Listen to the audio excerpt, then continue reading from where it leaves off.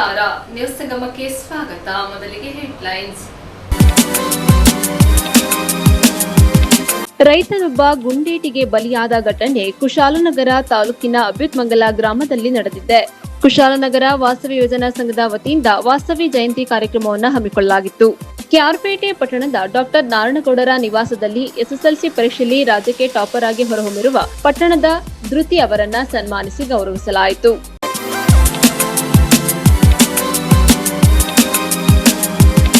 ಕುಶಾಲನಗರ ವಾಸವಿ ಯೋಜನಾ ಸಂಘದ ವತಿಯಿಂದ ವಾಸವಿ ಜಯಂತಿ ಅಂಗವಾಗಿ ವೇದಿಕೆ ಕಾರ್ಯಕ್ರಮ ಹಮ್ಮಿಕೊಳ್ಳಲಾಗಿತ್ತು. ವಾಸವಿ ಯುವಜನ ಸಂಘ ಕುಶಾಲನಗರ ಇವರ ವತಿಯಿಂದ ವಾಸವಿ ಜಯಂತಿ ವೇದಿಕೆ ಕಾರ್ಯಕ್ರಮ ಹಮ್ಮಿಕೊಳ್ಳಲಾಗಿತ್ತು. ಕಾರ್ಯಕ್ರಮದ ಉದ್ಘಾಟನೆಯನ್ನ ಆರ್ಯವೈಶ್ಯ ಮಂಡಳಿಯ ಅಧ್ಯಕ್ಷರಾದ ಶ್ರೀಯುತ ಬಿಎಲ್ ಉದಯ್ ಕುಮಾರ್ ಅವರು ನೆರವೇರಿಸಿದ್ದರು. ಕಾರ್ಯಕ್ರಮದ ಅಧ್ಯಕ್ಷತೆಯನ್ನ ಯುವಜನ ಸಂಘದ ಅಧ್ಯಕ್ಷರಾದ ಕೆ ಪ್ರವೀಣ್ ರವರು ವಹಿಸಿದ್ದರು. ಇದೇ ಸಂದರ್ಭದಲ್ಲಿ 50 ಬಾರಿ ರಕ್ತದಾನ ಮಾಡಿದಂತಹ ಸಂಘದ ಮಾಜಿ ಅಧ್ಯಕ್ಷರಾದ ಶ್ರೀಯುತ ಎಸ್.ಎನ್. ನಾಗೇಂದ್ರ ಅವರನ್ನ ಸನ್ಮಾನಿಸಿ ಗೌರವಿಸಲಾಯಿತು. ಕಾರ್ಯಕ್ರಮಕ್ಕೆ ಮುಖ್ಯ ಅತಿಥಿಗಳಾಗಿ ಆಗಮಿಸಿದ ಬೆಂಗಳೂರಿನ ಸಿಸ್ಕೋ ಸಿಸ್ಟಮ್ಸ್ ಪ್ರೈವೇಟ್ ಲಿಮಿಟೆಡ್ ನಿರ್ದೇಶಕರಾದ ಶ್ರೀಯುತ ಪ್ರವೀಣ್ ಜಿ ಆರ್ ಅವರಿಗೆ ವಾಸವಿ ಯುವಜನ ಸಂಘದ ವತಿಯಿಂದ ಸನ್ಮಾನಿಸಿ ಅಭಿನಂದಿಸಿದರು. ಇದೇ ಸಂದರ್ಭದಲ್ಲಿ ವಾಸವಿ ಯುವಜನ ಸಂಘದ ಪದಾಧಿಕಾರಿಗಳು ಉಪಸ್ಥಿತರಿದ್ದರು. ವಾಸವಿ ಶ್ರೀ ವಾಸವಿ ಕನ್ಯಕಾ ಪರಮೇಶ್ವರಿ ಶ್ರೀಲೇಖಿತ ಶಾಂಭವಿ ಶಿವಾಂಗಿ ಹರಿಸೋದರಿ ಶ್ರೀಲೇಖಿತ ಶಾಂಭವಿ ಶಿವಾಂಗಿ ಹರಿಸೋದರಿ ಸೌಮ್ಯ ರೂಪಿಣಿ ಶಕ್ತಿಧಾರಿಣಿ ವೈಶ್ಯ ಮಾತಾ ಕನ್ಯಕಾ ಸೌಮ್ಯ ರೂಪಿಣಿ ಶಕ್ತಿಧಾರಿಣಿ ವೈಶ್ಯ ಮಾತಾ. ದೇವಿಯ ಹುಟ್ಟುಹಬ್ಬದ ಸಂಭ್ರಮ ಅಪ್ರತಿಮ ಸಂಘಟನಾ ಚತುರ ಅಹಿಂಸಾವಾದಗಳನ್ನು ಪ್ರಥಮ ಬಾರಿಗೆ ಮನಕುಲಕ್ಕೆ ಹೆಚ್ಚಿದ ದೈವಿಕ ಸ್ತ್ರೀ ಶಕ್ತಿ ನಮ್ಮ ವಾಸವಿ. ಪಾರ್ವತಿ ಸ್ವರೂಪರಾದ ವಾಸವಿ ಮಾತೆಯನ್ನು ಕುಲದೇವಿಯಾಗಿ ಆರಾಧಿಸುವ ಸೌಭಾಗ್ಯ ನಮ್ಮದಾಗಿರುವುದು ಅತ್ಯಂತ ಆನಂದದಾಯಕ. ನಮ್ಮ ಯುವಕರಿಗೆ ಈ ಹಬ್ಬವನ್ನು ಮೂಡಿಸೋಣ. ಆದ್ಮೇಲೆ ಪ್ರತಿ ವರ್ಷದಂತೆ ವಾಸವಿ ಜಯಂತಿ ಆಚರಣೆ ವೇಳೆಗೆ ಎಸ್ಎಸ್ಎಲ್ಸಿ ಪಿಯುಸಿ ವಿದ್ಯಾರ್ಥಿಗಳ ಪರೀಕ್ಷಾ ಫಲಿತಾಂಶ ಹೊರಬಿದ್ದಿದೆ. ನಮ್ಮ ಸಮುದಾಯದ ಹಲವಾರು ಮಕ್ಕಳು ಅತ್ಯುತ್ತಮ ಫಲಿತಾಂಶಗಳೊಂದಿಗೆ ಉತ್ತೀರ್ಣರಾಗಲು ಸಂತೋಷ ತಂದಿದೆ. ಈ ಸಂದರ್ಭದಲ್ಲಿ ವಿದ್ಯಾರ್ಥಿ ಹೇಳುವುದಷ್ಟೇ, ನಾವು ಬದುಕಲಿಕ್ಕೆ ಹೊರತು ಸರ್ವದಾ ಯಾರನ್ನು ಮೆಚ್ಚರಿಸಲಿಕ್ಕಲ್ಲ. ಆದ್ದರಿಂದ ನಿಮಗಾಗಿ ನೀವು ಇಷ್ಟಪಡುವ ಉನ್ನತ ವ್ಯಾಸಂಗವನ್ನು ಆಯ್ಕೆ ಮಾಡಿಕೊಳ್ಳಿರಿ. ನಿಮ್ಮ ಬದುಕನ್ನು ರೂಪಿಸಿಕೊಳ್ಳುವ ಆತ್ಮವಿಶ್ವಾಸ ಬೆಳೆಸಿಕೊಳ್ಳಿ. ನಿಮ್ಮ ಹೆಸರಿನಿಂದ ನಿಮ್ಮ ಗುರುಗಳು, ನಿಮ್ಮ ಪೋಷಕರು, ನಿಮ್ಮ ಸ್ನೇಹಿತರ ಶ್ರಮವೂ ಸೇರಿದೆ ಎಂಬುದನ್ನು ಮರೆಯಲಿದೆ. ಸತ್ಯಜನಗಳಿಂದ, ಸತ್ಕಾರಗಳಿಂದ, ಸತ್ಸಂಗದಿಂದ ವ್ಯಕ್ತಿತ್ವವನ್ನು ಬೆಳೆಸಿಕೊಂಡು ಸಮಾಜ ಶಕ್ತಿಯಾಗಿ ಬೆಳೆಯಿರಿ. ನಿರ್ಧಾರವನ್ನು ತೆಗೆದುಕೊಳ್ಳುವ ಸಂಯಮದಿಂದ ತಾಳ್ಮೆಯಿಂದ ವರ್ತಿಸೆಂದು ಹೇಳಲು ಇಚ್ಛಿಸುತ್ತೇನೆ. ಆ ಯಮ್ಮನ ಒಂದು ಕೃಪೆ, ಆ ಯಮ್ಮನ ಆಶೀರ್ವಾದ ಹಾಗೂ ಆ ಯಮ್ಮ ಮಾಡಿದ ತ್ಯಾಗದಿಂದ ನಾವು ಇವತ್ತಿನ 150 ಗೋತ್ರದವರು ಇವತ್ತಿನ ದಿವಸ ಆ ಯಮ್ಮನ ಜನ್ಮದಿನವನ್ನು ಆಚರಣೆ ಮಾಡ್ತಾ ಇದ್ದಕ್ಕೆ ಇಷ್ಟಪಡ್ತೀನಿ. ಏನೇ ಇರಲಿ, ಹಾಗೆ ನಮ್ಮ ಇವತ್ತಿನ ದಿವಸ ಧರ್ಮ ಉಳಿಸಬೇಕು. ಈಗಾಗಲೇ ನಮ್ಮ ಹಿರಿಯರು ವಸಂತ್ ಕುಮಾರ್ ಅವರು ಹೇಳುವಾಗೆ ನಾವು ಹಿಂದೂ ಧರ್ಮದ ಪರ ನಾವು ಯಾವತ್ತೂ ಇರಬೇಕಾಗುತ್ತೆ. ಯಾಕೆಂದರೆ ಆ ಧರ್ಮದಲ್ಲಿ ನಾವು ಹುಟ್ಟಿದ್ದೀವಿ. ಅದರಿಂದ ಆ ಒಂದು ಧರ್ಮಕ್ಕೆ ಅನ್ಯಾಯ ಆದಾಗ ನಾವು ಮುಂದೆ ನಿಂತು ಮಾಡುವಂಥದ್ದು ನಮ್ಮ ಕರ್ತವ್ಯ. ಮಾರಣ ಆಗಿರ್ಬೋದು, ಸಾಮಾಜಿಕವಾಗಿ ನಾವು ಮಾಡುವಂಥ ಒಂದು ಕರ್ತವ್ಯವನ್ನು ಮಾಡಲೇಬೇಕಾಗುತ್ತೆ. ಮುಂದಿನ ದಿನಗಳಲ್ಲಿ ಅದು ಯಾವುದೇ ಲೋಪ ಆದಾಗೆ ಅದನ್ನು ನೋಡಿಸಿ ಅಂತ ಹೇಳ್ತೀನಿ. ಅದೇ ರೀತಿ ಇವತ್ತಿನ ದಿವಸ ಮಹಾಸಭಾ ನಿಮ್ಗೆ ಗೊತ್ತಿದೆ. ಈ ವೇದಿಕೆಯಲ್ಲಿ ಕೆಲವೊಂದು ಮಹಾಸಭಾ ವಿಷಯವನ್ನು ನಾನು ಹಂಚಿಕೊಳ್ಳಲೇಬೇಕಾಗುತ್ತೆ. ಹಾಗೆ ನಮ್ಮ ಮಹಾಸಭಾದ ಅಧ್ಯಕ್ಷರಾದ ಆರ್ ಪಿ ರವಿಶಂಕರ್ ಅವರ ಅಧ್ಯಕ್ಷತೆಯಲ್ಲಿ ಸುಮಾರು ಹಲವಾರು ಯೋಜನೆಗಳು ನಡೀತಾ ಇದೆ. ಕೆಲವು ವಿಶಿಷ್ಟವಾದ ಯೋಜನೆಗಳ ಪಟ್ಟಿಯನ್ನು ನಾವು ದೇವಸ್ಥಾನದಲ್ಲಿ ಅಳವಡಿಸಿದ್ದೀವಿ. 21 ಕಾರ್ಯಕ್ರಮ ಯೋಜನೆಗಳಾಗಿ ನಮ್ಮ ಆರ್ಯವೈಶ್ಯ ಮಹಾಸಭಾ ಕರ್ನಾಟಕದಾದ್ಯಂತ ಎಲ್ಲ ಕುಲಬಾಂಧವರಿಗೆ ಉಪಯೋಗವಾಗುವಂತಹ ಒಂದು ಕಾರ್ಯಕ್ರಮವನ್ನು ಹಮ್ಮಿಕೊಂಡು ಮಾಡ್ತಾ ಇದ್ದೀವಿ.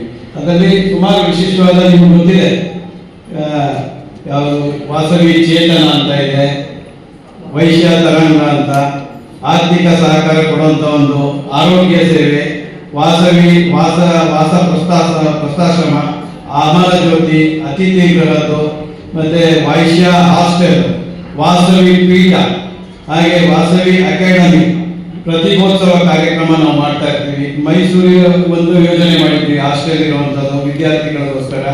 ವಾಸವಿ ಎಕ್ಸಲೆನ್ಸಿ ಕಾರ್ಯಕ್ರಮವನ್ನು ಪ್ರತಿ ವರ್ಷ ಮಾಡ್ತಾ ಇದ್ದೀವಿ. ಸಂಧ್ಯಾ ಶ್ರೀ ಯೋಜನೆ 65 ವರ್ಷ ಮೇಲ್ಪಟ್ಟ ಬಡ ವಿಧವಾ ಮಾತೆಯರಿಗೆ ಪ್ರತಿ ವರ್ಷ ಪ್ರತಿ ತಿಂಗಳ 1500 ರೂಪಾಯಿ, ಒಂದು ಹೆಚ್ಚು ಕಡಿಮೆ 300 ಜನಕ್ಕೆ ಪ್ರತಿ ತಿಂಗಳ ನಾವು ಕೊಡ್ತಾ ಇದ್ದೀವಿ. ಅದೇ ರೀತಿ ಶಿಕ್ಷಣ ಕ್ಷೇತ್ರದಲ್ಲೂ ಸಹ ಮುಂದೆ ಇದ್ದೀವಿ. ವಿದ್ಯಾರ್ಥಿ ಮಿತ್ರ ಆ ಒಂದು ಕಾರ್ಯಕ್ರಮ ಮಾಡಿಕೊಂಡು ಪ್ರತಿ ವರ್ಷ 200 ವಿದ್ಯಾರ್ಥಿಗಳಿಗೆ ಲ್ಯಾಪ್ಟಾಪ್ ಕೊಡುವಂತ ಒಂದು ವ್ಯವಸ್ಥೆಯನ್ನ ಮಾಡ್ತಾ ಇದ್ದೀವಿ.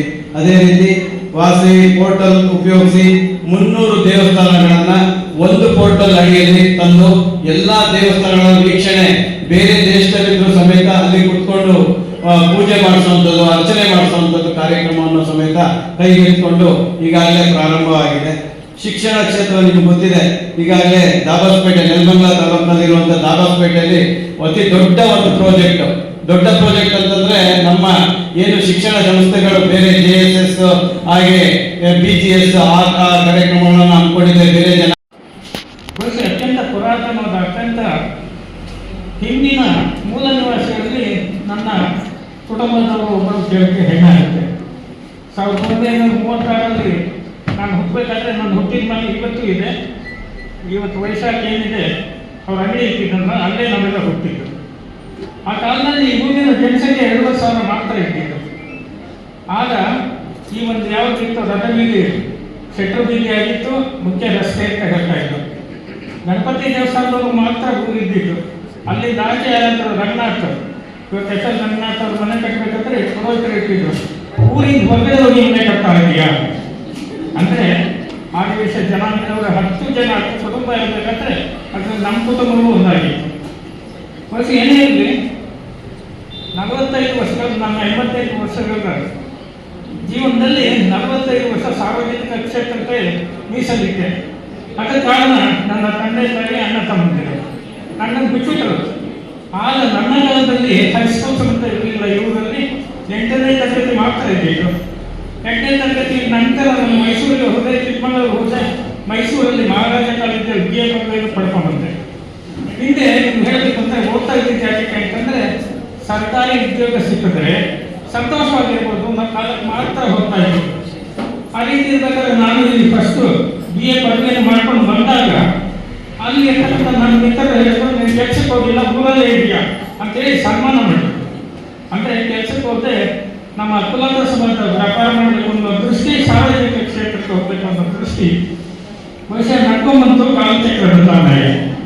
ಇವತ್ತು ಹೆಚ್ಚಿಗೆ ಹೇಳಬೇಕು ಅಂತಂದ್ರೆ ಇವತ್ತೇನು ಆದೇಶ ಅತ್ಯಂತ ಹೆಮ್ಮೆಯಿಂದ ಹೇಳ್ಕೋಬಹುದು.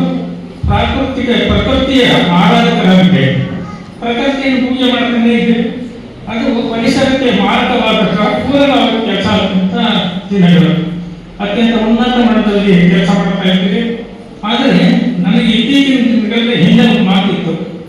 ಹಿಂದೆ unity in diversity is speciality of our country. ಅಂದರೆ ವಿವಿಧತೆಯಲ್ಲಿ ಏಕತೆಯನ್ನು ಸಾರಿದಂಥ ದೇಶ ಇದು. ಅಂದರೆ ಇವತ್ತು ಅರ್ಥ ರೀತಿ ಇಲ್ಲ, ಏಕತೆಯಲ್ಲಿ ವಿವಿಧತೆ ಅಂದರೆ ಎಲ್ಲರೂ ಗೊತ್ತಾಗಿದ್ದೀವಿ. ಆದರೆ ದೇಶಕ್ಕೆ ಏನಾದ್ರು ಆಪತ್ತು ಬಂದರೆ ನಮ್ದೇನು ಪಾತ್ರ ಇದೆ? ಇವತ್ತು ಧರ್ಮ ಬಂದ್ರೆ ಮಾತ್ರ ಈ ದೇಶವಿದೆ. ಇವತ್ತು ನೋಡ್ತಾ ಇದ್ದೀವಿ ಭಯೋತ್ಪಾದಕರ ಕೃತ್ಯಗಳು ಮತ್ತೆ ಇರ್ತಕ್ಕಂಥ ಪ್ರವಾಸಿಗಳನ್ನು ಕೊಂದಂಥ ಜನಗಳನ್ನು ನೋಡಿದ್ದೀವಿ.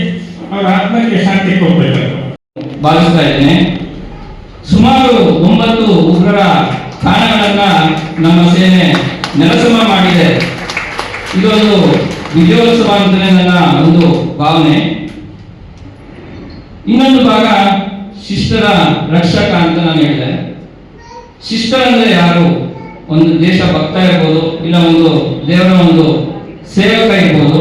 ಇದೊಂದು ಪ್ರಸಂಗದ ಮೂಲಕ ನಮಗೆ ಭಕ್ತರ ಮಾರ್ಗವನ್ನು ಹೇಳಲಿಕ್ಕೆ ಇಷ್ಟಪಡ್ತೇನೆ. ಜ್ಞಾನಿಗಳು ಮತ್ತು ಋಷಿಗಳೆಲ್ಲ ಒಂದ್ ಕಡೆ ಸೇರ್ಕೊಂಡಿರ್ತಾರೆ. ಜ್ಞಾನಿಗಳೆಲ್ಲ ಒಂದು ವಿಶೇಷ ಅವಲೋಕನ ಮಾಡ್ತಾರೆ, ಯಾರು ಈ ಜಗತ್ತಿನಲ್ಲಿ ಅತಿ ದೊಡ್ಡವರು ಅಂತ. ಆಚೆ ಬಂದು ನೋಡಿದಾಗ ಅವ್ರಿಗೆ ಕಾಣಿಸದೆ ಮತ್ತು ಆಕಾಶ ನೋಡಿ ಎಲ್ಲರೂ ಓ ಆಕಾಶನೇ ಇಡೀ ಜಗತ್ತಿಗೆ ದೊಡ್ಡದು ಅಂತ ಹೇಳಿ ಆಕಾಶ ದೇವರ ಹತ್ರ ಅವೆಲ್ಲ ಧಾವಿಸ್ತಾರೆ. ಹೋಗಿ ಅವ್ರಿಗೆ ಆಕಾಶ ದೇವರಿಗೆ ನಮಸ್ಕಾರ ಮಾಡಿ ನೀನೇ ಈ ಜಗತ್ತಿನಲ್ಲಿ ದೊಡ್ಡವನು ಅಂತ ಹೇಳಿದಾಗ ಆಕಾಶ ದೇವರು ಹೇಳ್ತಾರೆ, ನಗಾಡ್ಕೊಂಡು ಹೇಳ್ತಾರೆ, ನಾನಲ್ಲಪ್ಪ, ಮೋಡ ನನ್ನೆಲ್ಲ ಆವರಿಸಿರ್ತದೆ, ಮೋಡನೇ ನನಗಿಂತ ದೊಡ್ಡವರು ಅಂತ ಹೇಳ್ತಾರೆ.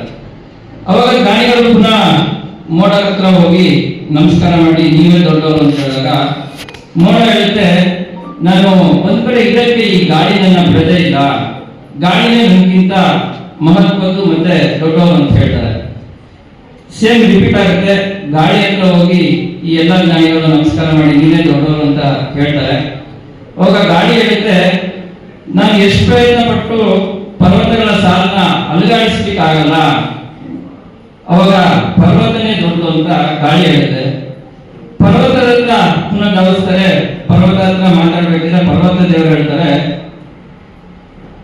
ನಂತರ ಎಷ್ಟೋ ಪರ್ವತಗಳು ಈ ಭೂಮಿ ತಾಯಿ ಮೇಲಿದೆ, ಆ ಭೂಮಿ ತಾಯಿ ಈ ಪರ್ವತಗಳನ್ನೆಲ್ಲ ಎತ್ತಿಟ್ಕೊಂಡಿರೋದ್ರಿಂದ ಭೂಮಿ ತಾಯಿಯೇ ಸರ್ವಶ್ರೇಷ್ಠ ಅಂತ ಹೇಳುತ್ತೆ. ಎಲ್ಲರೂ ಭೂಮಿ ತಾಯಿನ ನಮಸ್ಕಾರ ಮಾಡ್ತಾರೆ. ಅವಾಗ ಭೂಮಿ ತಾಯಿ ಹೇಳುತ್ತೆ, ನನ್ನಂತರ ಎಷ್ಟೋ ಬ್ರಹ್ಮಾಂಡಗಳನ್ನ ಭಗವಂತನು ನಾಭಿಯಲ್ಲಿ ಆಟ ಆಡಿಸ್ತಾನೆ, ಭಗವಂತನೇ ಶ್ರೇಷ್ಠ ಅಂತ ಹೇಳ್ತಾರೆ. ಅವಾಗ ಈ ಜ್ಞಾನಿಗಳೆಲ್ಲ ಭಗವಂತನ ಹತ್ರ ಧಾವಿಸ್ತಾರೆ. ಭಗವಂತನಿಗೆ ಕೈ ಮುಗಿದು ಹೇಳ್ತಾರೆ, ನೀನೇ ಮಹಾನ್ ಶ್ರೇಷ್ಠ ಅಂತ ಹೇಳ್ತಾರೆ. ಅವಾಗ ಭಗವಂತನು ನಗಾಡ್ತಾ ಹೇಳ್ತಾನೆ, ನಾನಲ್ಲ ಶ್ರೇಷ್ಠ, ಒಂದು ಕೈ ಮುಷ್ಟಿಯಷ್ಟು ಅಗಲ ಇರುವ ಒಂದು ಹೃದಯದಲ್ಲಿ ಭಕ್ತ ನನ್ನನ್ನ ಏನು ಜ್ಞಾನ ಮಾಡಿ ಇಟ್ಕೊಂಡಿದ್ದಾನೆ ಅವನೇ ಶ್ರೇಷ್ಠ ಅಂತ ಭಗವಂತ ಹೇಳ್ತಾನೆ. ಅಂದ್ರೆ ಭಕ್ತಿಯ ಮಹತ್ವ ಎಷ್ಟಿದೆ ಅಂತ ತಮಗೆ ಹೇಳಕ್ ಇಷ್ಟಪಡ್ತಾ ಇದ್ದೇನೆ. ನೋಡಿದ್ರ ಹೆಂಗಿರುತ್ತೆ ಹಾರ್ಮೋಮೀಟರ್, ಮೇಲೆ ಕೆಳಗೆ ಹೋಗುತ್ತೆ. ಸ್ಟ್ರೈಟ್ ಆಗಿ ಹೋದ್ರೆ ಏನರ್ಥ, ಅದು ಡೆಡ್ ಅಂತಾನೆ ಅರ್ಥ ಅಲ್ವಾ? ನಮ್ಮ ಜೀವನ ಹಂಗೆ ಅಲ್ವಾ? ಒಂದೇ ಲೈನಲ್ಲಿ ಇರುತ್ತಾ? ಯಾವಾಗಲೂ ಇರಲ್ಲ. ಮೇಲೆ ಕೆಳಗೆ ಇದ್ದೇ ಇರುತ್ತೆ. ನನ್ನ ಜೀವನದಲ್ಲೂ ಹಂಗೆ ಮೇಲೆ ಕೆಳಗೆ ಇದ್ದೇ ಇಲ್ಲ. 10th ಸ್ಟ್ಯಾಂಡರ್ಡ್ ಅಲ್ಲಿ ಫಸ್ಟ್ 87% ಬಂತು. ಅಲ್ಲಿ 87% ಅಂದ್ರೆ ಖುಷಿ ಆಯ್ತು, 87% ತಗೊಂಡಿದ್ದೀನಿ, ಪರವಾಗಿಲ್ಲ. ಇನ್ನಿಬ್ರು ಫ್ರೆಂಡ್ಸ್ ಜೊತೆ ಹೋಗಿದ್ರು. ಅವ್ನು ಒಬ್ಬ 60%, ಇನ್ನೊಬ್ಬ 70%. ಪರವಾಗಿಲ್ಲಪ್ಪ, ಅವ್ರಿಬ್ಬರಿಗಿಂತ ನನಗೆ ಜಾಸ್ತಿ ಬಂದಿದೆ ಅಲ್ಲ ಅಂತ ಒಂದು ಖುಷಿ. ಕಾಲೇಜ್ಗೆ ಹೋದ್ರೆ 87% ಇಲ್ಲಪ್ಪ, ಕಟ್ ಆಫ್ ಮಾರ್ಕ್ಸ್ 96%. ಖುಷಿಯೆಲ್ಲ ಅಲ್ಲೇ ಹೋಯ್ತಲ್ಲ. 87% ತಗೊಂಡ್ರು ಕಾಲೇಜ್ ಸೀಟ್ ಕೊಡಲ್ಲ, ಡೊನೇಷನ್ ತಗೊಂಡ್ಬಂದು ಇಲ್ಲ ಇನ್ಫ್ಲೂಯೆನ್ಸ್ ಮಾಡಿ.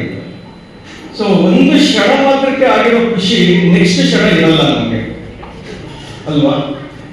ಸೊ ಹಾಗೆ ಡೊನೇಷನ್ ಕೊಟ್ಟು ಸ್ವಲ್ಪ ಇನ್ಫ್ಲೂಯೆನ್ಸ್ ಮಾಡಿಸಿ ಸ್ಕೂಲ್ ಕಾಲೇಜಿಗೆ ಸೇರ್ಕೊಂಡಿದ್ದೆ. ಸೆಕೆಂಡ್ PUC ಸೇರ್ಕೊಂಡೆ. ಸೆಕೆಂಡ್ PUC ನಲ್ಲಿ ಕಂಪ್ಯೂಟರ್ಸ್ ಆಗತ್ತಾನೆ ಬಹಳ ಇಂಡಿಯಾದಲ್ಲಿ ಬಂದಿತ್ತು. ನಮ್ಮ ತಂದೆಯವರು ಕೂಡ ಕಂಪ್ಯೂಟರ್ ಕೊಡಿಸಿದ್ರು. ಬಹಳ ಕಂಪ್ಯೂಟರ್ ಚಟ ಆಯ್ತು. ಏನಕ್ಕೆ ಹೇಳ್ತಾ ಇದ್ದೀನಿ ಅಂದ್ರೆ, ಇವತ್ತಿನ ದಿವಸ ಮಕ್ಕಳು ಒಬ್ಬರೆಲ್ಲ ಹಿರಿಯರು ಕೂಡ ಮೊಬೈಲ್ ತುಂಬಾ ಚಟ ಆಗ್ತದೆ. ನಾನಾಗ ಕಂಪ್ಯೂಟರ್ ಚಟ ಆಗುತ್ತೆ. ಕಂಪ್ಯೂಟರ್ ಚಟ ಏನು, ಅವ್ರ ಮನೇಲಿ ಬಂದಿರೋದು ಸೈಬರ್ ಸೆಂಟರ್ ಬಂದಿರೋದು. ಸೈಬರ್ ಸೆಂಟರ್ಗೆ ಹೋಗೋದು, ಗೇಮ್ಸ್ ಆಡೋದು, ಅಲ್ಲಿ ನೆಟ್ವರ್ಕ್ ಯೂಸ್ ಮಾಡೋದು, ಅದನ್ನೇ ಮಾಡ್ಕೊಂಡಿದ್ದೆ. 2 ವರ್ಷ ಎಷ್ಟು ಓದಿರ್ತೀನೋ ಅಷ್ಟು ಕೂಡ ಸೈಬರ್ ಸೆಂಟರ್. ಎಷ್ಟು ಪರ್ಸೆಂಟೇಜ್ ಬಂದಿರ್ಬೋದು ನನಗೆ? ಯಾರಾದ್ರೂ ಗೆಸ್ಟ್ ಮಾಡ್ತೀರಾ? ಸೆಕೆಂಡ್ PUC ನಲ್ಲಿ ಏನು ಪರ್ಸೆಂಟೇಜ್ ತಗೊಂಡಿರ್ಬೋದು? 65. ನೋಡಿ, ಸೈಬರ್ ಸೆಂಟರ್ ಕೂತಿದ್ದೆ ಅಂದ ತಕ್ಷಣ 85ರಿಂದ 65 ತಂದಿದ್ರು. ನನಗೆ ಸೆಕೆಂಡ್ PUC ಬಂದಿದ್ದ ಪರ್ಸೆಂಟೇಜು 58%. CET ಬಂದಾಗ 20,651 ರ್ಯಾಂಕ್. ಸೊ ಫಸ್ಟ್ ಏನು ತಲೆಗೆ ಯಾರಿಗಾದ್ರೂ ಇವಾಗ ಸೆಕೆಂಡ್ PUC ಹುಡುಗ ನಿಮ್ಮ ಮುಂದೆ ನಿಂತ್ಕೊಂಡು 58% ಅಂದ್ರೆ ಏನು ಬರುತ್ತೆ ನಿಮ್ಮ ತಲೆಗೆ? ಇವನು ಏನು ಪ್ರಯೋಜನ ಇಲ್ಲ, ಇವನ್ ಲೈಫಲ್ಲಿ ಮುಂದೆ ಬರಲ್ಲ, ಇವನ್ ಆಗೋ ಇಷ್ಟೇ, ಇವನು ಏನಕ್ಕೂ ಪ್ರಯೋಜನ ಇಲ್ಲ ಅಂತಲೇ ಅನ್ಕೊಂತೀನಿ ಅಲ್ವಾ? ಓದೊಂದೇ ಅಲ್ಲ, ದಯವಿಟ್ಟು ಒಂದು ಯಾರಾದ್ರೂ ಕಮ್ಮಿ ಇರ್ಬೋದು, ಮೇಲಿರ್ಬೋದು, ಜನಕ್ಕೆ ನಾವು ತಿಳ್ಕೊಂಡಿರ್ಬೇಕು. ಏನು ನಡೀತಾ ಇದೆ ಆ ಇನ್ಫಾರ್ಮೇಶನ್ಗಳನ್ನ ನಮಗೆ ತಿಳಿಸ್ಬೇಕು. ಯಾಕೆ ಏನೋ ಒಂದು ವ್ಯತ್ಯಾಸಗಳಾಗ್ತಾ ಇರುತ್ತೆ, ಸಣ್ಣ ವ್ಯತ್ಯಾಸಗಳಾಗ್ತಾ ಇರುತ್ತೆ. ನಾವು ಅದನ್ನು ಗಮನಿಸಲಿಲ್ಲ ಅಂತ ಹೇಳಿದ್ರೆ ದೊಡ್ಡ ಬೆಲೆ ತೆತ್ತಬೇಕಾಗತ್ತೆ. ಅದಕ್ಕೆ ನಿಜವಾದ ಉತ್ತರ ಇವಾಗ ರೀಸೆಂಟ್ ಡೇಸ್ ಅಲ್ಲಿ ಆಗಿರುವಂತದ್ದು ನಾವು ಇವಾಗ ತಿಳ್ಕೊಂಡಿದ್ದೀವಿ. ಭಾರತ ಮಾತೆಯ ಸಿಂಧೂರ ಅಂತಾನೆ ಹೇಳ್ತೀವಿ ಜಮ್ಮು ಮತ್ತು ಕಾಶ್ಮೀರ. ನಾವು ಹೇಳೋದು ಭಾರತ ಮಾತೆಯ ಸಿಂಧೂರ ಜಮ್ಮು ಮತ್ತು ಕಾಶ್ಮೀರ ಅಂತೀವಿ. ಅಲ್ಲಿ ನಮ್ಮ ಹಿಂದೂ ಹೆಣ್ಮಕ್ಳ ಸಿಂಧೂರವನ್ನ ಕಿತ್ಕೊಂಡ್ರು, ಭಯೋತ್ಪಾದಕರು ಕಿತ್ಕೊಂಡ್ರು. ಅದಕ್ಕೆ ಉತ್ತರ ಇವತ್ತು ಆಪರೇಷನ್ ಸಿಂಧೂರ ಮೂಲಕ ದೇಶದ ಸೇನೆ ನೀಡಿದೆ. ನಿಜವಾಗ್ಲೂ ಅವ್ರು ಆಕ್ಟ್ ಆಫ್ ಪ್ರೇರಣ ಬಲೋ ಭಾರತ್ ಮಾತಾ ಕಿ, ಬಲೋ ಭಾರತ್ ಮಾತಾ ಕಿ, ಬಲೋ ಭಾರತ್ ಮಾತಾ ಕಿ ಇದೊಂದು ಉತ್ತರ ಆಗಿ ನೀಡಿದ್ದಾರೆ. ನಿಜವಾಗ್ಲೂ ಹೆಮ್ಮೆ ಪಡುವಂತ ವಿಚಾರ. ಅದು ನಾವು ಕಳ್ಕೊಂಡ್ರು ಕೂಡ ಇವತ್ತು ಇಡೀ ವಿಶ್ವಕ್ಕೆ ನಮ್ಮ ಶಕ್ತಿನ ನಾವು ತೋರಿಸಿದೀವಿ ಅನ್ನೋದಕ್ಕೆ ಹೇಳೋದಕ್ಕೆ ಇಷ್ಟಪಡ್ತೀನಿ. ಆ ಇದರಲ್ಲಿ ಇವತ್ತು ಭಾಗವಹಿಸಿದಂತಹ ಎಲ್ಲ ತಂಡದವರು ಕೂಡ ನಾನು ಅಭಿನಂದನೆಗಳನ್ನ ಹೇಳೋದಕ್ಕೆ ಇಷ್ಟಪಡ್ತೀನಿ. ಹಾಗೆ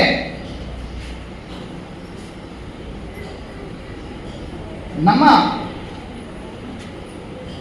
ಏನಿದೆ ಹಿಂದೂ ಸಂಪ್ರದಾಯ, ಹಿಂದುತ್ವ, ಅದನ್ನು ನಾವು ಯಾವಾಗಲೂ ಬಿಡೋಗಿಲ್ಲ. ಆಗಲೇ ಎಲ್ಲರೂ ಕೂಡ ಹೇಳಿದ್ದಾರೆ, ಬಿಡೋಗಿಲ್ಲ. ಯಾಕೆ ಅಂತ ಹೇಳಿದ್ರೆ ನಾವು ಹುಟ್ಟಿರೋದು ಹಿಂದೂ ಸಮಾಜದಲ್ಲಿ. ನಮ್ಮ ಸಮಾಜ ಬೇರೆ ಬೇರೆ ಜನಾಂಗಗಳು ಇರ್ಬೋದು, ಆದರೆ ನಾವು ಹಿಂದೂ ಅನ್ನೋದನ್ನ ಮಾತ್ರ ಯಾವಾಗಲೂ ಮರಿಬಾರ್ದು ಅಂತ ಹೇಳೋದಕ್ಕೆ ನಾನು ಇಷ್ಟಪಡ್ತೀನಿ. ಸೇನೆ ಇವಾಗ ಪಹಲ್ಗಾವಲ್ಲಿ ಹೆಸರು ಕೇಳಿ ಕೊಂದಿದ್ದಾರೆ.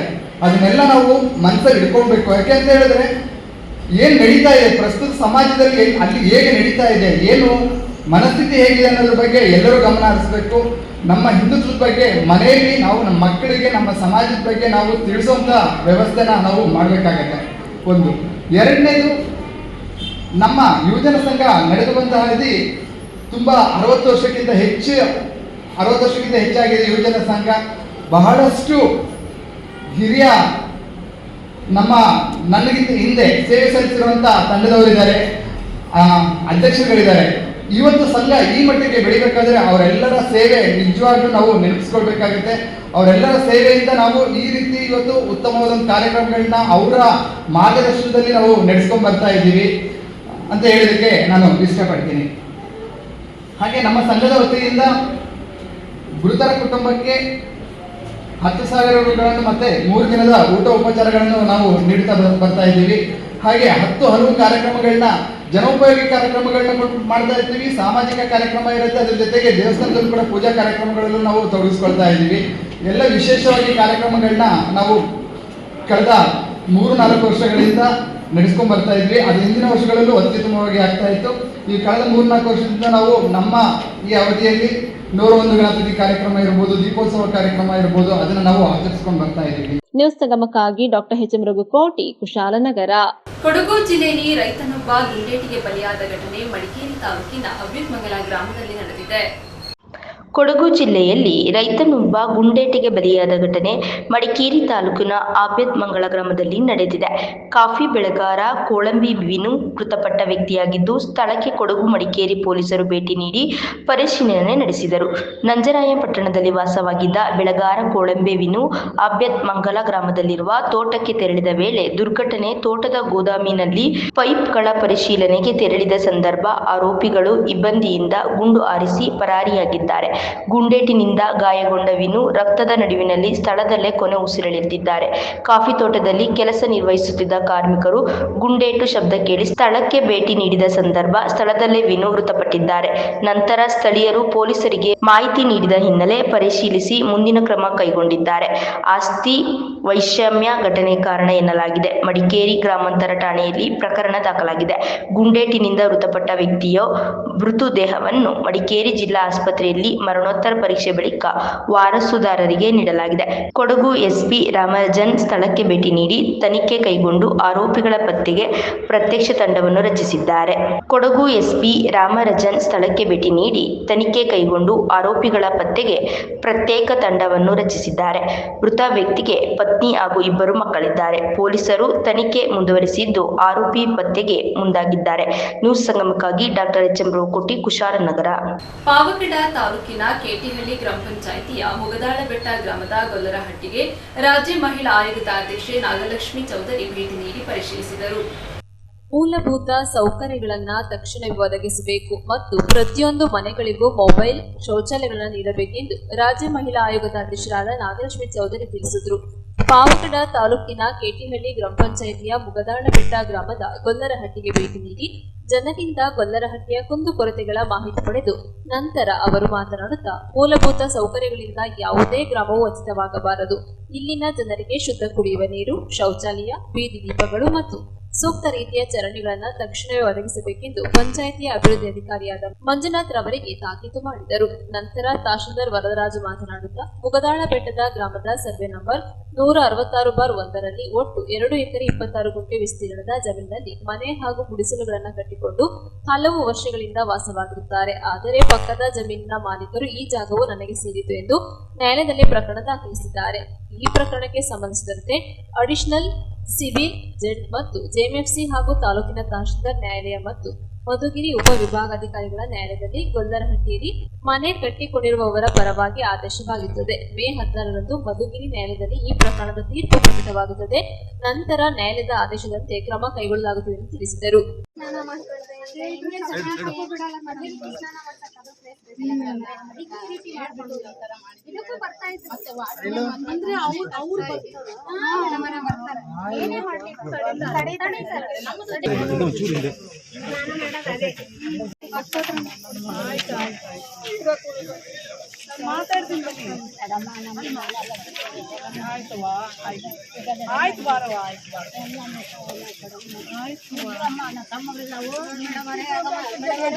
ಮನೆ ಹತ್ರ ನೋಡ ಮೇಡಮ್, 8 ಜನ ಮನೆ ಹತ್ರ ಇರೋದು.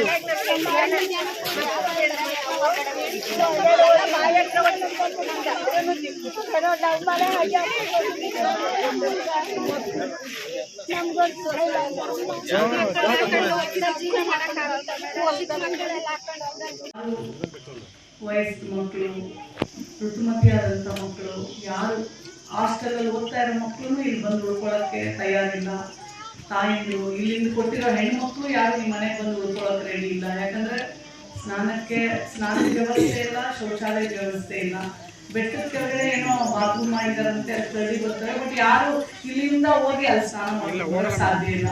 ಮೊದಲಿಗೆ ಇದು ಇತ್ಯಂತ ಹೋಟೆಲ್ ಇದೆ, ಅದು 3 ಕಡೆ ಎಲ್ಲ ಗೊಲ್ಲರಹಟ್ಟಿ ನಿಂಪರನೇ ಆಗಿದೆ. ಜೂನ್ 16ಕ್ಕೆ ಸಹ ಅದು ಮೇ 16ಕ್ಕೆ ಜೂನ್ 16ಕ್ಕೆ ಮತ್ತೆ ಜಡ್ಜ್ಮೆಂಟ್ ಇದೆ. 99.9% ಅದು ನಿಮ್ಮ ಕಡೆನೇ ಆಗುತ್ತೆ. ಅದು ಬಂದಿದ್ದ ಮರು ದಿವಸನೇ ಎಲ್ಲ ಕಾಮಗಾರಿ ಚಾಲೂ ಆಗುತ್ತೆ. ಅದು ಒಂದು ಕಡೆ. ಎರಡನೇದು, ಇದು ಮೂಲಭೂತ ಸೌಕರ್ಯ ಯಾರಿಗೂ ಇಲ್ಲ ಅಂತ ಹೇಳೋಂಗಿಲ್ಲ.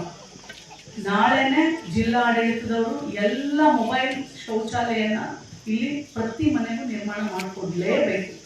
ಇದಕ್ಕಿಲ್ಲ ಅಂತ ಹೇಳೋಕ್ಕೆ ಸಾಧ್ಯತೆ ಇಲ್ಲ. ಯಾವ ಹೆಣ್ಣು ಮಕ್ಕಳು ಸೀರೆ ಕಟ್ಕೊಂಡು ಸ್ನಾನ ಮಾಡೋ ಅವಶ್ಯಕತೆ ಇಲ್ಲ. ಆ ಥರ ಅದು ನಮ್ಮ ಒಂದು ಭಾರತ ದೇಶದಲ್ಲಿ, ಅದು ನಮ್ಮ ಕರ್ನಾಟಕದಲ್ಲಿ ಈ ಥರ ವ್ಯವಸ್ಥೆ ಇದೆ ಅಂತಂದರೆ ಯಾರು ಒಪ್ಪಕ್ಕೆ ಸಾಧ್ಯನೇ ಇಲ್ಲ. ನಮ್ಮ ಬೆಳಗ್ಗೆ ಬಂದಿದೆ. ನಾನು ಮೊನ್ನೆ ಆ ನ್ಯೂಸ್ ಪೇಪರ್ ವಿಜಯವಾಣಿ ಅವ್ರು ಕವರ್ ಮಾಡಿದ್ರು ಅನ್ಸುತ್ತೆ ಇದನ್ನು. ಆ ಪೇಪರ್ ನಾನು ನೋಡಿದ್ದೆ ಆ್ಯಕ್ಚುಲಿ. ಆ ಥರ ವ್ಯವಸ್ಥೆ ಬೇಡ. ನಾಳೆನೆ ಜಿಲ್ಲಾಡಳಿತ ಇದರಿಂದ, ನಮ್ಮ ಪಂಚಾಯತಿ, ನಮ್ಮ ಇಒ, ತಹಶೀಲ್ದಾರ್ ಎಲ್ಲರೂ ಇದ್ದಾರೆ. ನಾನು DC ಅವ್ರಿಗೂ ಮಾತಾಡ್ತೀನಿ. ಎಲ್ಲಿವರೆಗೂ ಇದು ಇತ್ಯರ್ಥ ಆಗಲ್ವೋ ಅಲ್ಲಿವರೆಗೂ ಹೆಣ್ಮಕ್ಳಿಗೆ ಗೌರವದಿಂದ ಸ್ನಾನ ಮಾಡಿಕೊಡುವಂಥ ವ್ಯವಸ್ಥೆಯನ್ನ ನೀವೆಲ್ಲ ಮಾಡಿಕೊಡ್ಬೇಕು. ಅಧಿಕಾರದಿಂದ, ಸರ್ಕಾರದಿಂದ ನಿಮಗೆ ಮಾಡಿಕೊಡ್ತಾರೆ. ಎರಡನೇದು, ಲೈಟ್ಗಳಿಲ್ಲ. ನಾಳೆನೇ ಲೈಟ್ಗಳು ಹಾಕ್ಸ್ಬೇಕು.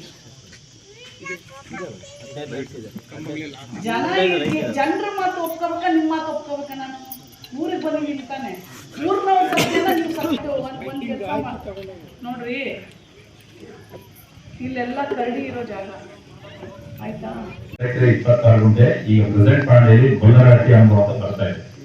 ಅದಕ್ಕಿಂತ ಹಿಂದೆ ಕೋರ್ಟ್ ಕೇಸ್ ನಡೀತಾ ಇತ್ತು. ಕೋರ್ಟ್ ಕೇಸ್ ನಡೆದ ನಂತರ 2018-2020ರಲ್ಲಿ ಸಿವಿಲ್ ಕೋರ್ಟ್ ಅಲ್ಲಿ ಒಂದು ಆದೇಶ ಆಗುತ್ತೆ.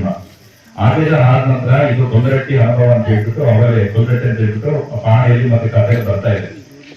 ಇದರ ನಂತರ ಇದಕ್ಕೆ ಸಂಬಂಧಪಟ್ಟಂಗೆ ಇದಕ್ಕೆ ಏನು ಇಲ್ಲರು ಖಾತೆದಾರ ಇದ್ರು, ನರಸಿಂಹಮೂರ್ತಿರು ಮತ್ತೆ ಗೋರಪ್ಪ, ದೊಡ್ಡಯ್ಯ ಮತ್ತೆ ಕೆಂಪಯ್ಯ, ಕೆಪ್ಪಣ್ಣ, ಸುಮಾರು ಜನ ಎಲ್ಲ ಪಾರ್ಟಿ ಮಾಡಿ ಮತ್ತೆ ಕೋರ್ಟ್ ಹೋಗಿದ್ದಾರೆ. ಅದಕ್ಕೆ ಹಿಂದೆನೂ ಸಹ DC ಕೋರ್ಟ್ ಅಲ್ಲಿ ಹೋಗಿದ್ದಾರೆ. DC ಕೋರ್ಟ್ ಅಲ್ಲಿ ವಜಾಗಿದೆ, AC ಕೋರ್ಟ್ ಅಲ್ಲಿ ವಜಾಗಿದೆ. ಆನಂತರ ಸಿವಿಲ್ ಕೋರ್ಟ್ ಅಲ್ಲಿ 2013 ಸಲ ಒಂದು ಆದೇಶ ವಜಾಗಿದೆ. ಇವಾಗ ಪ್ರೆಸೆಂಟ್ ಈಗ ಒಂದು ಇದರಲ್ಲಿ ಸಿವಿಲ್ ಕೋರ್ಟಲ್ಲಿ ಒಂದು ಇದೆ, ದಿನಾಂಕ 16/6/25ಕ್ಕೆ ಒಂದು ಜಡ್ಜ್ಮೆಂಟ್ ಇದೆ. ಅದು ಫೈನಲ್ ಆಗುತ್ತೆ. ಫೈನಲ್ ಆಗ್ತದೆ ನಾವು ಹೇಳಿದಂಗೆ ನೆಕ್ಸ್ಟ್ ನಾವೇನೇನು ಕ್ರಮ ಕೈಗೊಳ್ಳಬೇಕು ನಾವು ಮತ್ತು ಸಂಬಂಧಪಟ್ಟ ಇವರೆಲ್ಲ ಸೇರಿಬಿಟ್ಟು ನಾವು ಕ್ರಮ ಕೈಗೊಳ್ತೀವಿ. ಯಾಕಂದ್ರೆ ಇದು ಕೋರ್ಟಲ್ಲಿ ಇರೋದ್ರಿಂದ ನಾವೊಂದು 14 ತಾರೀಕು ಸ್ವಲ್ಪ ವೇಟ್ ಮಾಡಬೇಕಾಗುತ್ತೆ. ಇದಕ್ಕಿನ ಈಗಾಗಲೇ ಹಿಂದೆ ಏನು 3-4 ಕೋರ್ಟ್ ಎಲ್ಲ ಏನಾಗಿದೆ, AC ಕೋರ್ಟ್ ಆಗಿರ್ಬೋದು, DC ಕೋರ್ಟ್ ಆಗಿರ್ಬೋದು, ಸಿವಿಲ್ ಕೋರ್ಟ್ ಆಗಿರ್ಬೋದು, ಒಟ್ಟು 3 ಕೋರ್ಟ್ ಅಲ್ಲೂ ಸಹ ಎಲ್ಲ ವಜಾಗಿ ಗೊಲ್ಲಟ್ಟಿ ಪ್ರಕರಣ ಬಂದಿದೆ. ಇದು 2014 ತಾರೀಕು ಜಡ್ಜ್ಮೆಂಟ್ ಏನಿದೆ, ಜಡ್ಜ್ಮೆಂಟ್ ಆದ ನಂತರ ಅದು ಆದೇಶ ನೋಡ್ಕೊಂಡು ನಾವು ಇಮ್ಮಿಡಿಯಾಗಿ ಅದು ಏನು ಕ್ರಮ ಕೈಗೊಳ್ತೀವಿ ಮೇಡಮ್.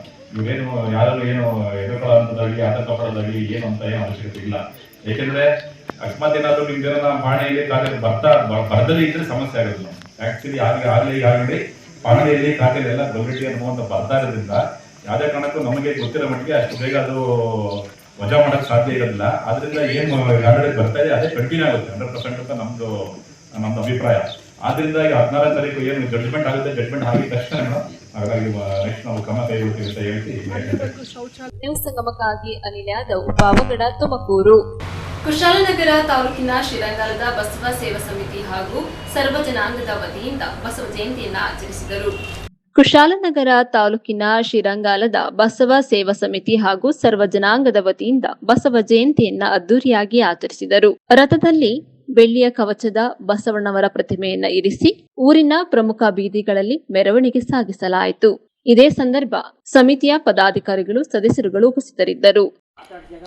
ಶ್ರೀರಂಗಾಲ ಗ್ರಾಮದಲ್ಲಿ ಬಸವ ಜಯಂತಿ ಆಚರಣೆ ಮಾಡೋಣ ಅಂತ ಇಡೀ ಗ್ರಾಮದ ಎಲ್ಲ ಜನರು ಕೂಡ ಒಮ್ಮತದಿಂದ ಒಂದು ತೀರ್ಮಾನ ತೆಗೆದುಕೊಂಡು ಪ್ರಪ್ರಥಮ ಬಾರಿಗೆ ಶ್ರೀರಂಗಾಲ ಗ್ರಾಮದ ಆದ್ಯಂತ ಎಲ್ಲ ಜನರು ಒಮ್ಮತದಿಂದ ಬಸವೇಶ್ವರ ಜಯಂತಿಯನ್ನು ಈ ದಿನ 7ನೇ ತಾರೀಕು ಆಚರಣೆ ಮಾಡೋಣ ಅಂತ ಅಂದ್ಕೊಂಡಿದ್ದೀವಿ. ಮೊದಲನೇದಾಗಿ ಬಸವೇಶ್ವರ ಕೋಟೆ ಬಸವೇಶ್ವರ ದೇವಸ್ಥಾನದಲ್ಲಿ ಉತ್ಸವವನ್ನು ಬಸವೇಶ್ವರ ದೇವಸ್ಥಾನಕ್ಕೆ ಪೂಜೆ ಸಲ್ಲಿಸಿ ಬಸವಣ್ಣನ ಫೋಟೋಗೆ ಪೂಜೆಯನ್ನು ಸಲ್ಲಿಸಿ ಬೆಳ್ಳಿ ರಥದ ಮೂಲಕ ಶೋಭಾಯಾತ್ರೆಯನ್ನು ನಾವು ಕೋಟೆ ಮಾರ್ಗವಾಗಿ ಪ್ರಾರಂಭ ಮಾಡಿ ಮೂಡಲಕೊಪ್ಪಲು ಗ್ರಾಮದ ಮಾರ್ಗವಾಗಿ ಮೆರವಣಿಗೆಯನ್ನು ಹೋಗಿ ಮೂಡಲಕೊಪ್ಪಲಿಂದ ಶ್ರೀ ಉಮಾಮೇಶ್ವರ ದೇವರ ದೇವಸ್ಥಾನದ ದಾರಿಯಲ್ಲಿ ಹೋಗಿ ಶ್ರೀರಂಗಾಲ ಕೆಳ್ಳೆ ಬೀದಿ ಮಾರ್ಗವಾಗಿ ಶ್ರೀರಂಗಾಲದ ಗೇಟ್ ಹೋಗಿ ನಂತರ ಶ್ರೀರಂಗಾಲದ ಸೊತೆ ಮಾರ್ಗವಾಗಿ ಬಂದು ನಾವು ಬಸವೇಶ್ವರ ದೇವಸ್ಥಾನಕ್ಕೆ ಬಂದು ನಂತರ ನಾವು ಗಾಂಧಿನಗರದ ಮಾರ್ಗವಾಗಿ ಸಂತೆ ಮಳದಲ್ಲಿ ಈ ಕಾರ್ಯಕ್ರಮವನ್ನು ಮುಕ್ತಾಯಗೊಳಿಸ್ತೇವೆ. ನಂತರ ನಾವು ಸುಮಾರು 6:15 ಅಥವಾ 7 ಗಂಟೆಗೆ ಒಳಗಡೆ ನಾವು ವೇದಿಕೆ ಕಾರ್ಯಕ್ರಮವನ್ನು ಹಮ್ಮಿಕೊಂಡು ಈ ಬಸವಣ್ಣನವರ ಬಗ್ಗೆ ಮುಖ್ಯ ಅತಿಥಿಗಳಿಗೆ ಕರೆದು ಅವರ ಬಸವಣ್ಣನವರ ವಿಚಾರಧಾರೆಗಳನ್ನು ಇಡೀ ಗ್ರಾಮದ ಜನರು ಎಲ್ಲ ಸೇರಿ ಹಂಚಿಕೊಂಡು ವಚನಗಳು ಆಗಿರ್ಬೋದು, ಹಾಡು ಮತ್ತು ಜನರ ಮುಖ್ಯ ವಿಚಾರಗಳನ್ನು ಬಸವಣ್ಣನವರ ವಿಷಯಗಳನ್ನು ನಾವು ತತ್ವಗಳನ್ನು ಜನರಿಗೆ ತಿಳಿಸ್ತಕ್ಕಂಥದ್ದು ಹಾಗೂ ಸುಮಾರು ಒಂದು 7-8 ಗಂಟೆ ಸಮಯಕ್ಕೆ ಬಸವಣ್ಣನವರಿಗೆ ಪೂಜೆಯನ್ನು ಸಲ್ಲಿಸಿ ನಂತರ ಪ್ರಸಾದ ವಿನಿಯೋಗವನ್ನು ಗ್ರಾಮದ ಎಲ್ಲ ಜನರಿಗೂ ಪ್ರಸಾದ ವಿನಿಯೋಗವನ್ನು ನಾವು ಅನ್ನ ಸಂತರ್ಪಣಾ ಕಾರ್ಯಕ್ರಮವನ್ನು ಹಮ್ಮಿಕೊಂಡಿದ್ದೀವಿ. ಎಲ್ಲರೂ ಒಗ್ಗಟ್ಟಿನಿಂದ ಶ್ರೀರಂಗಾಲ ಗ್ರಾಮದ ಜನರು ಈ ಕಾರ್ಯಕ್ರಮವನ್ನು ನಾವು ಹಮ್ಮಿಕೊಂಡಿದ್ದೀವಿ. ಎಲ್ಲರ ಸಹಕಾರ ಕೊಟ್ಟಿರೋದ್ರಿಂದ ಅವರಿಗೆ ನಾನು ಶ್ರೀರಂಗಾಲ ಗ್ರಾಮದ ಜನರಿಗೆ ನಾನು ತುಂಬ ಹೃದಯದ ಧನ್ಯವಾದವನ್ನು ನಾನು ಅವರಿಗೆ ಸಲ್ಲಿಸಲು ಬಯಸ್ತೇನೆ. ಇಷ್ಟು ಮಾತನಾಡಲು ಅವಕಾಶ. ಶ್ರೀರಂಗಾಲ ಎಲ್ರಿಗೂ ನಮಸ್ಕಾರ. ಶ್ರೀರಂಗಾಲ ಗ್ರಾಮದಲ್ಲಿ ಈ ದಿನ ಬಸವಣ್ಣನವರ ಜಯಂತಿಯನ್ನು ಮೆರವಣಿಗೆ ಮೂಲಕ ಬಸವಣ್ಣನ ಪೂಜೆ ಮಾಡಿ ಮೆರವಣಿಗೆ ಮೂಲಕ ಊರ ಮುಖ್ಯ ಬೀದಿಗಳಲ್ಲಿ ಮೆರವಣಿಗೆ ಮಾಡಿ ಸಂಜೆ ಎಲ್ಲ ಗ್ರಾಮಸ್ಥರಿಗೆ ಪ್ರಸಾದ ವಿನಿಯೋಗವನ್ನು ಇಟ್ಟುಕೊಂಡು ಹಾಗೂ ವೇದಿಕೆ ಕಾರ್ಯಕ್ರಮವನ್ನು ಹಮ್ಮಿಕೊಂಡಿದ್ದೀವಿ. ಬಸವಣ್ಣರ ವಚನಗಳು, ಅವರ ಒಂದು ತತ್ವಗಳನ್ನು ಆಧರಿಸಿ ಕಾಯಕವೇ ಕೈಲಾಸ ಎಂಬ ಒಂದು ವಿಷಯವನ್ನು ಜನರಲ್ಲಿ ಮುಟ್ಟುವ ಹಾಗೆ ಮಾಡುವಂಥ ಒಂದು ಕಾರ್ಯಕ್ರಮವನ್ನು ನಮ್ಮ ಶ್ರೀರಂಗಾಲ ಗ್ರಾಮದಲ್ಲಿ ಹಮ್ಮಿಕೊಂಡಿದ್ದೀವಿ. ತಾವೆಲ್ಲರೂ ಎಲ್ಲ ಗ್ರಾಮಸ್ಥರು ಇದಕ್ಕೆ ಸಹಕಾರ ನೀಡಿದ್ದಾರೆ, ಕೈ ಜೋಡಿಸಿದ್ದಾರೆ. ಎಲ್ಲರ ಸಹಕಾರದಿಂದ ಈ ಕಾರ್ಯಕ್ರಮ ಯಶಸ್ವಿಗೊಳ್ಳಿ ಅಂಥೇಳಿ ತಮ್ಮೆಲ್ಲರ ಆಶೀರ್ವಾದ ನಮ್ಮ ಗ್ರಾಮದ ಮೇಲೆ ಇರಲಿ ಅಂಥೇಳಿ ನಾನು ಬಯಸ್ತೀನಿ. ನ್ಯೂಸ್ ಸಂಗಮಕ್ಕಾಗಿ doctor H M Raghukoti, Kushalnagar. Kyarpete ಪಟ್ಟಣದ ನಗರದಲ್ಲಿ ರಾಜ್ಯದ ಮಾಜಿ ಸಚಿವರಾದ ಡಾಕ್ಟರ್ ನಾರಾಯಣಗೌಡರ ನಿವಾಸದಲ್ಲಿ ಎಸ್ಎಸ್ಎಲ್ಸಿ ಪರೀಕ್ಷೆಯಲ್ಲಿ ರಾಜ್ಯಕ್ಕೆ ಟಾಪರ್ ಆಗಿ ಹೊರಹೊಮ್ಮಿರುವ ಕೆಆರ್ಪೇಟೆ ಪಟ್ಟಣದ ಜ್ಞಾನೇಶ್ ರಶ್ಮಿ ದಂಪತಿಗಳ ಪುತ್ರಿ ದುರ್ತಿ ಅವರನ್ನ ಸನ್ಮಾನಿಸಿ ಗೌರವಿಸಲಾಯಿತು. ಇತ್ತೀಚೆಗೆ ನಡೆದ ಎಸ್ಎಸ್ಎಲ್ಸಿ ಪರೀಕ್ಷೆಯಲ್ಲಿ ರಾಜ್ಯಕ್ಕೆ ಅತ್ಯುತ್ತಮ ಸ್ಥಾನ ಪಡೆದು ಟಾಪರ್ ಆಗಿ ಇತಿಹಾಸ ನಿರ್ಮಿಸಿರುವ ಕೆಆರ್ಪೇಟೆ ಪಟ್ಟಣದ ಜ್ಞಾನೇಶ್ ರಶ್ಮಿ ಶಿಕ್ಷಕ ದಂಪತಿಗಳ ಪುತ್ರಿ ಜೈ ಧೃತಿ ಅವರನ್ನು ರಾಜ್ಯದ ಮಾಜಿ ಸಚಿವರಾದ ಅಡಗೂರು ಎಚ್ ವಿಶ್ವನಾಥ್ ಹಾಗೂ ಡಾಕ್ಟರ್ ನಾರಾಯಣಗೌಡ ಸನ್ಮಾನಿಸಿ ಗೌರವಿಸಿ ಶುಭ ಕೋರಿದರು. ಕೆಆರ್ಪೇಟೆ ಪಟ್ಟಣದಲ್ಲಿ ರಾಜ್ಯದ ಮಾಜಿ ಸಚಿವ ಡಾಕ್ಟರ್ ನಾರಾಯಣಗೌಡ ಅವರ ನಿವಾಸದಲ್ಲಿ ನಡೆದ ಸರಳ ಸಮಾರಂಭದಲ್ಲಿ ಮಾಜಿ ಶಿಕ್ಷಣ ಸಚಿವ ವಿಶ್ವನಾಥ್ ಮಾತನಾಡಿದರು.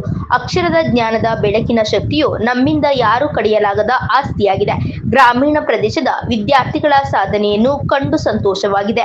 ಧೃತಿ ಅವರು ಕೆಆರ್ಪೇಟೆ ಪಟ್ಟಣದಲ್ಲಿರುವ ಹಿರಿಯ ರಾಜಕೀಯ ಮುತ್ಸದ್ದಿಗಳು ಹಾಗೂ ಮಾಜಿ ಶಾಸಕರಾದ ಎಸ್.ಎಂ. ಲಿಂಗಪ್ಪನವರ ಗ್ರಾಮ ಭಾರತಿ ಪ್ರೌಢಶಾಲೆಯಲ್ಲಿ ವ್ಯಾಸಂಗ ಮಾಡಿ ನಗರ ಪ್ರದೇಶದ ವಿದ್ಯಾರ್ಥಿಗಳಿಗೆ ತೀವ್ರ ಸ್ಪರ್ಧೆ ನೀಡಿ 625ಕ್ಕೆ 625 ಅಂಕಗಳನ್ನು ಗಳಿಸಿ ರಾಜ್ಯಕ್ಕೆ ಪ್ರಥಮ ಸ್ಥಾನ ಪಡೆದು ಇತಿಹಾಸ ನಿರ್ಮಿಸಿದ್ದಾರೆ. ಮುಂದೆ ಉನ್ನತ ವ್ಯಾಸಂಗ ಮಾಡಿ ಐಐಟಿಯಲ್ಲಿ ಇಂಜಿನಿಯರ್ ಆಗುವ ಹಂಬಲ ಹೊಂದಿದ್ದಾರೆ. ಅವರ ಕನಸು ನನಸಾಗಲಿ, ಅವರ ಆಕಾಂಕ್ಷೆಗಳು ಈಡೇರಲಿ ಎಂದು ವಿಶ್ವನಾಥ್ ಶುಭ ಹಾರೈಸಿದರು. ರಾಜ್ಯದ ಶಿಕ್ಷಣ ಸಚಿವ ಮಧು ಬಂಗಾರಪ್ಪ ಒಬ್ಬ ನಾಲಾಯಕ್ ಮಂತ್ರಿ. ಮುಖ್ಯಮಂತ್ರಿ ಸಿದ್ದರಾಮಯ್ಯ ಅವರ ಸಚಿವ ಸಂಪುಟದಲ್ಲಿ ಪ್ರಾಥಮಿಕ ಹಾಗೂ ಪ್ರೌಢ ಶಿಕ್ಷಣ ಸಚಿವರಾಗಿರುವ ಮಧು ಬಂಗಾರಪ್ಪ ಒಬ್ಬ ನಾಲಾಯಕ್ ಸಚಿವರಾಗಿದ್ದಾರೆ. ಪ್ರಾಥಮಿಕ ಶಿಕ್ಷಣ ಸೇರಿದಂತೆ ಶಿಕ್ಷಣ ಇಲಾಖೆಯ ಗಾಳಿಗಂಧ ಇನ್ನೊಂದು ಕೂಡ ಮಧುವಿಗೆ ಗೊತ್ತಿಲ್ಲ. ಬಂಗಾರಪ್ಪ ಅವರ ಪುತ್ರ ಎಂದು ಸಿದ್ದರಾಮಯ್ಯ ಪ್ರಮುಖವಾದ ಶಿಕ್ಷಣ ಇಲಾಖೆಯ ಜವಾಬ್ದಾರಿಗೆ ನೀಡಿದ್ದಾರೆ.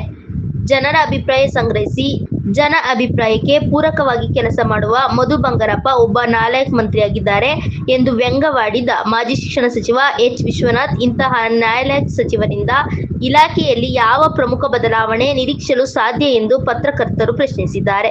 ರಾಜ್ಯದ ಮಾಜಿ ಸಚಿವ ಡಾಕ್ಟರ್ ನಾರಾಯಣಗೌಡ ಮಾತನಾಡಿ, ಧೃತಿ ಅವರ ಸಾಧನೆಯು ಯುವ ಜನರು ಹಾಗೂ ವಿದ್ಯಾರ್ಥಿಗಳಿಗೆ ಮಾದರಿಯಾಗಿದೆ. ರಾಜ್ಯಕ್ಕೆ ಟಾಪರ್ ಆಗಿ ಹೊರಹೊಮ್ಮಿರುವ ಧೃತಿ ನಮ್ಮ ತಾಲೂಕಿನ ಕೀರ್ತಿಯನ್ನು ರಾಜ್ಯಾದ್ಯಂತ ಬೆಳಗಿದ್ದಾರೆ.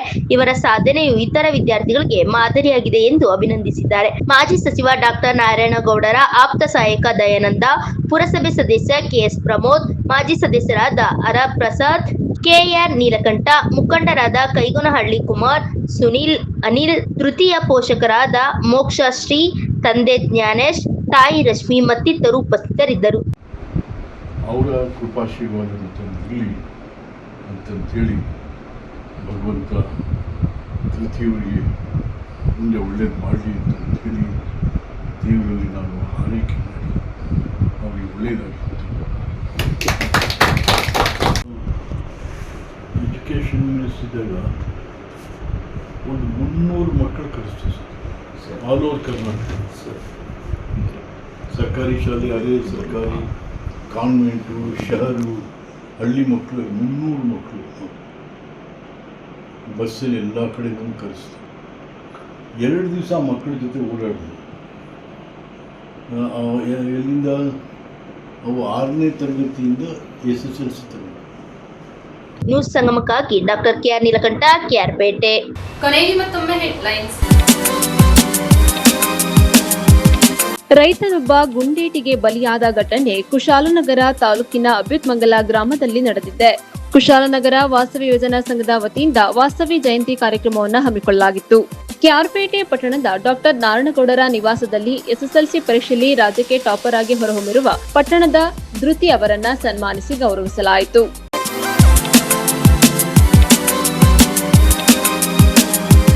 ಇಲ್ಲಿಗೆ ನ್ಯೂಸ್ ಸಂಗಮ ಮುಕ್ತಾಯವಾಯಿತು. ಸುದ್ದಿ, ಮಾಹಿತಿ, ಮನೋರಂಜನೆಗಾಗಿ ನೋಡ್ತಾ ಇರಿ ಸಂಗಮ ಟಿವಿ. ವಂದನೆಗಳೊಂದಿಗೆ ಸುಪ್ರೀತಾ ಎಲ್ಎನ್.